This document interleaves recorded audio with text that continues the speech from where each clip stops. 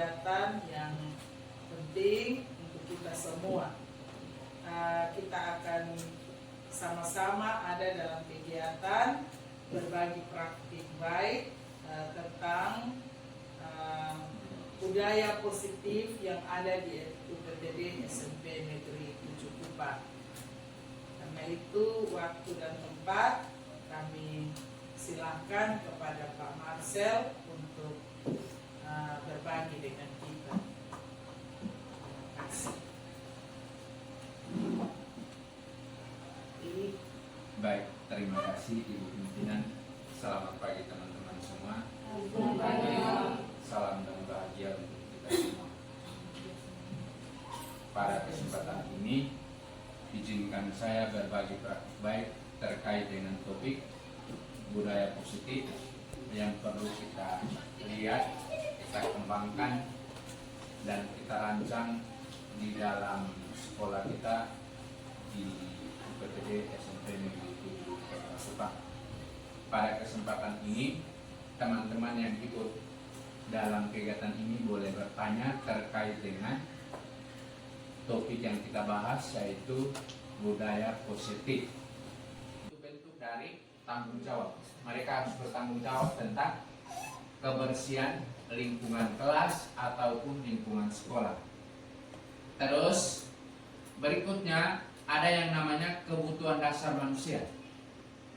Kebutuhan dasar manusia itu meliputi kebebasan, rasa hormat, mau dihormati, terus rasa ingin diterima. Itu masuk di kebutuhan dasar manusia. Nanti sebentar kita lihat lanjutannya bagaimana. Terus yang berikutnya lagi, ada motivasi perilaku manusia. Contoh sekarang kalau murid kita mau berubah, mau melakukan sesuatu yang baik itu pasti ada motivasinya. Misalnya mereka mengerjakan tugas, salah satu motivasinya adalah karena mereka ingin menyelesaikan tugas yang diselesaikan yang disuruh atau ditugaskan oleh Bapak Ibu guru. Dan di sisi lainnya, nilai kebajikan lainnya adalah murid menghargai kita sebagai pendidik, di mana kita menugaskan tugas itu terus mereka menyelesaikan dengan penuh rasa tanggung jawab. Itu salah satu nilainya adalah mereka menghargai kita. Terus lanjut, yang bisa kita tetapkan juga adalah posisi kontrol guru. Nanti sebentar kita akan tahu ada berapa macam posisi kontrol guru yang kita bisa lakukan sebenarnya di dalam kelas berkaitan dengan kurikulum Merdeka Belajar. Terus yang terakhir adalah keyakinan kelas. Kalau kemarin kita yang di awal ini tahun ajaran baru bulan Juli yang kita kegiatan tuh, kalau masih ingat, kita rancang yang namanya asesmen. Terus asesmen nanti kita pakai untuk mengelompokkan siswa di dalam kelas sesuai dengan kemampuan, gaya belajar, dan lain-lain. Pernyataan itu yang menunjukkan bahwa kita menggunakan fungsi kontrol dengan pendekatan pembuat rasa bersalah. Seolah-olah kita merasa bahwa tindakan yang dibuat oleh murid itu adalah bagian dari tindakan kita. Terus berikut, teman itu contoh bahasanya bilang begini. Ibu Sinta bilang, aduh ibu ingat-ingat kamu belum pernah bantu ibu ya.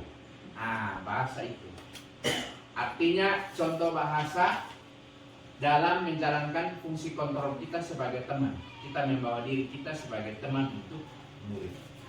Terus berikutnya, kalau bapak komen nanti sebentar, tunggu dulu. Sekarang pemantau. Pemantau itu kita mengawasi keberadaan anak. Memantau dia setiap hari. Kalau kita titipkan tugas untuk dia kerja atau tidak, kita pantau. Terus yang paling penting atau yang paling atas dari 5 fungsi kontrol guru itu adalah manajer atau setara dengan kepala sekolah. Jadi di antara fungsi kontrol 4 itu di bawahnya, muara semuanya adalah di manajer, yaitu fungsi sebagai pimpinan atau dalam hal ini kepala sekolah. Nah ini persoalan. Jadi memang Dan sedia pada umumnya kita NTT ini yang selalu kasih oleh batu karang ini, kalau memang kita tidak pakai dengan itu Pak, ini masih butuh. Jadi kita mesti banyak berdoa dalam ini. Dan kita bisa juga darah naik. Jadi sekarang satu prinsip seperti beberapa waktu lalu pertemuan kegiatan Pak yang bersama kita bahwa ini kita banyak. Terus kalau kita menganggap dalam itu belum mau, tapi itu nanti kita apa? Tidak mengingat. Ya juga seperti itu. Saya alami. Jadi ya teman ini dalam tanda apa dulu. Kalau hanya teman saja anggap kamu.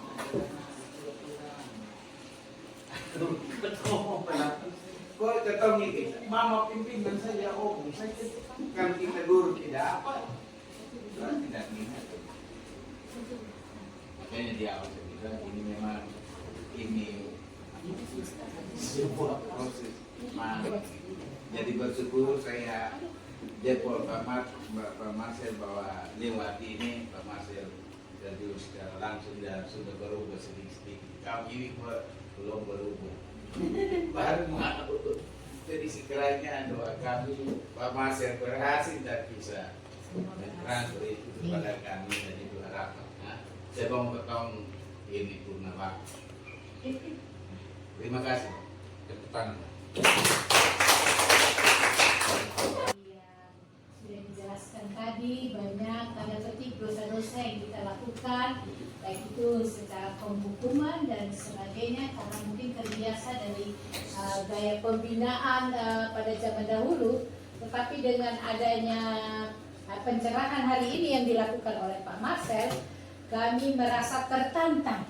Menurut saya pribadi, ini masih belum kita melakukan kegiatannya. Sebelum kita melakukan kegiatan, kesimpulan awal, namanya kita buat kesimpulan awal bahwa bisa hal-hal seperti ini yang kita penerapan posisi kontrol sebagai di luar penghukuman, itu cocoknya minta maaf untuk orang-orang Indonesia Barat. Bukan maksud apa memecah belahkan ini republik, tidak, bukan.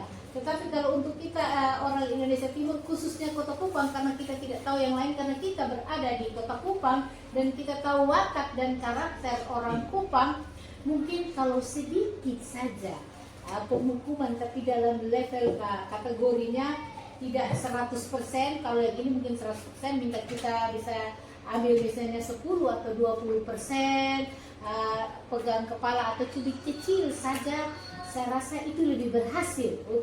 Tapi ini sebagai analisis awal, data awal sebelum kita melakukan apa yang sudah diterapkan oleh Pak Marcel. Kita akan coba bersama di sekolah ini menerapkan hal-hal positif yang sudah diajarkan oleh Pak Marcel tadi. Hampir seluruh wilayah Indonesia sudah 99,9% sekolah-sekolah menerapkan hal ini. Dan kita tidak tahu apakah sudah berhasil atau tidak dalam hal penanganan terhadap kasus-kasus siswa ataupun dalam kegiatan proses belajar mengajar di sekolah. Jadi baik oleh karena itu mari Bapak Ibu guru, Bapak Ibu guru calon guru atau mahasiswa PP, kita bersama-sama kita mencoba menerapkan apa yang sudah diajarkan oleh Bapak Marcel pada kita pada pagi hari ini sebagai sesuatu yang positif bagi kita semua. Kita boleh berpikir positif sehingga kita punya sekolah bisa menjadi sekolah yang lebih baik, sehingga betul-betul ramah anak, dengan kita mengurangi mungkin penghukuman ke persentasenya makin kecil sampai pada akhirnya hilang, karena terus terang kita tidak bisa membalik telapak tangan karena anak pun akan terkejut dengan apa yang dilakukan guru yang setiap harinya dalam kondisi A, kok hari ini kondisi B, dia mungkin akan terkaget-kaget. Jadi mungkin dia mulai dengan B negatif atau A negatif kemudian menjadi A positif. Kita bisa mencoba melakukannya mulai dari besok dan seterusnya. Terima kasih untuk waktu dan kesempatan yang telah diberikan.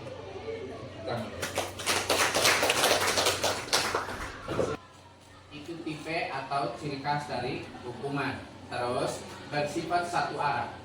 Bersifat satu arah itu maksudnya itu hanya dari kita Bapak Ibu. Kita tidak buat tawar-menawar dengan anak. Itu yang namanya hukuman. Terus konsekuensi terencana sesuai aturan. Misalnya saat kita kasih anak PR, terus Ibu Arista bilang tugas ini dikumpul minggu depan. Kalau tidak kumpul, Ibu akan kasih sanksi ini. Nah, itu namanya hukuman, konsekuensi. Artinya sudah direncanakan memang bersama anak. Bahwa ketika kalau dia buat pelanggaran pertemuan kali berikutnya, maka sanksinya atau hukumannya atau konsekuensinya ini. Nah, itu. Terus restitusi. Restitusi itu proses menciptakan kondisi bagi murid untuk memperbaiki kesalahan.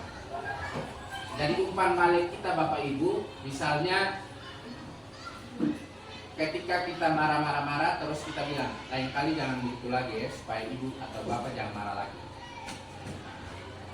Arahan seperti itu namanya restitusi atau umpan balik kita yang baik untuk memperbaiki tingkah laku atau kesalahan yang dibuat oleh murid tadi.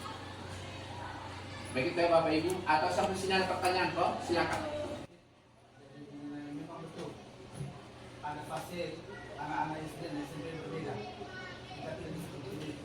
Kemudian kondisi geografis kita juga upah dan Jawa beda. Bagaimana perlakuan setiap anak-anak atau guru pada anak-anak itu berbeda. Tapi satu yang saya pahami tentang kurikulum merdeka, bahwa bolehlah kita mengambil konsep itu secara penuh dari kurikulum merdeka, tapi bertindak itu kita lokal. Berpikir global tetapi bertindak lokal. Karena apa? Tidak serta-merta 100% kurikulum merdeka itu bisa diterapkan sesuai dengan apa yang dicanangkan pemerintah. Kita lihat juga kondisi di sini. Jadi apa yang disampaikan oleh Pak Masih ada benarnya juga. Kita coba seperti ini. Dan yang disampaikan Bapak Ibu guru, ya karena kondisinya demikian, kita harus menyesuaikan saja seperti itu. Jadi tidak ada salahnya kita memulai, tapi sesuai dengan situasi yang ada di sekolah kita. Seperti itu. Terima kasih. Siap. Yang dari Pak Pascal itu sepakat, dari Bapak Musa juga. Makanya tadi saya bilang kalau 5 fungsi kontrol ini di dalam kurikulum Merdeka Belajar itu ada, secara nasional dibuat seperti itu. Tetapi waktu pelaksanaannya, pendekatan apa segala macam yang digunakan tetap kembali dengan yang namanya kondisi sekolah. Kami jadi kita tidak serta-merta gaya orang Jawa kita pakai di sini, tidak. Hanya patokannya adalah bahwa 5 fungsi kontrol ini bisa dipakai oleh Bapak Ibu guru sebagai pendidik dalam membina karakter muridnya. Itu yang perlu kita pahami dulu. Dan yang jelasnya, waktu penerapannya, merancang apa segala macam, termasuk kegiatan pembelajaran Bapak Ibu. Orang Jawa punya gaya belajar mungkin beda dengan kita di sini. Makanya dalam tuntutan kurikulum Merdeka Belajar itu adalah kegiatan pembelajaran berdiferensial pun kita rancang berdasarkan kondisi murid. Mereka di sana belajar dengan menggunakan teknologi yang lebih canggih dari kita di sini. Tetapi dengan nilai inovasi yang sama, di sana mereka menggunakan media. Tapi kita di sini kita bisa mungkin menggunakan alat peraga. Kita bisa rancang sendiri atau minta siswa buat dari sedotan ini, bekas sedotan minuman. Nah, itu kita buat seperti itu. Tetapi kita mengharapkannya adalah kita mengembangkan nilai yang sama, yaitu inovasi contohnya. Mereka di sana menggunakan IT, kita di sini menggunakan alat atau media tradisional. Tetapi harapan pendidikan nasional itu sama untuk satu Indonesia. Bukan ibu dia studi di sini, ibu ini yang kita baca. Mungkin. Baik, oke, terima kasih Pak. Baik, terima kasih Bapak yang luar biasa. Lanjut Ibu Ani. Ya, saya berlanjut pada Pak Koda. Zaman ibu budi, bapak budi tidak ada HP. Zaman sekarang kita butuh kelas, butuh HP, butuh informasi yang cepat, yang akurat dan sebagainya. Tidak hanya berharap. Semuanya saya setuju sekali dengan kurikulum merdeka ini. Termasuk perubahan kurikulum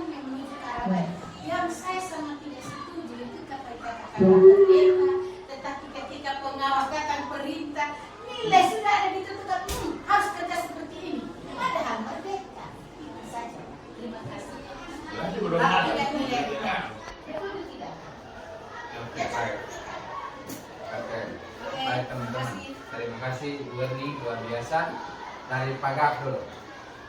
Yang kelima, kebutuhan dasar ini, kenapa saya paparkan di sini? Karena ini akan menjadi pertimbangan khusus kita dalam menerapkan 5 fungsi kontrol guru itu. Dalam menerapkan 5 fungsi kontrol guru itu kita harus sadar bahwa di dalam diri anak itu terdapat kurang lebih 5 kebutuhan dasar ini. Kita perlu kita perhatikan baik-baik. Karena anemia dengan dampak panjang bisa dampak yang saat ini bisa mengganggu konsentrasi belajar dari adik-adik. Nah, kalau sudah mengganggu konsentrasi belajar, maka semangat belajar ini tidak ada. Materi yang Bapak Ibu guru kasih pun masuk dari telinga kanan, keluar dari telinga Itu serta keyakinan kelas.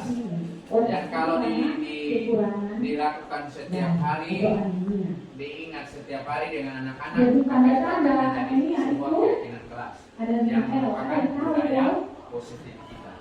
Nah, ini keyakinan kelas. Tadi kita sudah ngomong tentang budaya positif dalam beberapa konsep. Wajib minum Yang pertama itu tablet tambah darah. tentang bagaimana kita penanganan siswa Tablet tambah dengan darah. menggunakan 5 fungsi Nah, tablet tambah darah itu digunakan Yang untuk apa? berikutnya, Kan? ada kebutuhan dasar manusia yang menjadi pertimbangan kita, dan di dalam kita menerapkan atau anemia. budaya positif Jadi itu dia membantu dalam ada satu hal yang perlu selain kita dari sepakati bersama makan murid minum yang yang kita kedua, namakan dengan atau juga remaja putih wajib minum tablet tambah darah kelas. 1 minggu 1 kali. Sampai sini ada 1 teman-teman yang minggu bisa 1 buat kali ada refleksi kok. minum pemeriksaan tinggi badan berat badan. Kemudian yang sudah disampaikan ke Pak Pasel, meja pertama dibutuhkan dan dibetulnya akan periksa gigi dan mulut ya.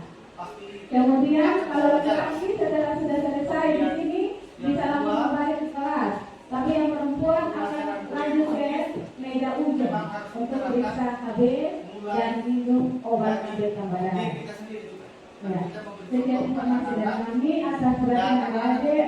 Kami ucapkan terima kasih. Budaya positif itu dan kita serta-merta ajarkan tanpa kita menjadi model yang kita. Itu berarti. Oke, baik. Terus apa harapan Pak ke depan? Benedikatuan. Harapan saya mudah-mudahan Benedikatuan. budaya positif ini bisa berjalan Benedikatuan. dengan konsep yang tadi. Tidak serta-merta perlakuan kebutuhan mendasar dari anak seperti yang tadi disampaikan itu kita berikan semuanya, tetapi kita sesuaikan dengan keadaan kita di sekolah dan juga kondisi anak-anak. Ya, lanjut. Oke, terima kasih luar biasa. Baik Bapak Ibu, dengan berakhirnya harapan apa yang diharapkan oleh Bapak sekalian teman-teman semua, maka berakhirlah pertemuan kita hari ini. Terima kasih atas segala waktu dan antusiasme bersama saya dalam kegiatan ini berbagi praktik baik terkait dengan budaya positif. Selamat siang, salam dan bahagia untuk kita semua. Saya Dalam barisan merah berurutan. Banyak Francisca Renata, sudah berbagi praktik baik Grace hari Boima, ini, Yohanes Sakti. dan kiranya materi yang sudah dibagikan untuk kita tidak hanya kita Justin, Dewo, mendapatkan sendiri, tapi kita mau berbagi dengan teman lain, kita dengan anak, dan harapan saya kiranya budaya positif ini bisa tercipta di setiap ujung, dan ini membutuhkan kerjasama di antara kita. Mungkin mari kita semua punya tekad untuk mau hidup dalam sikap positif, berpikir yang positif, dan selalu bertindak yang positif. Pasti kita akan berhasil. Terima kasih, Tuhan berkati.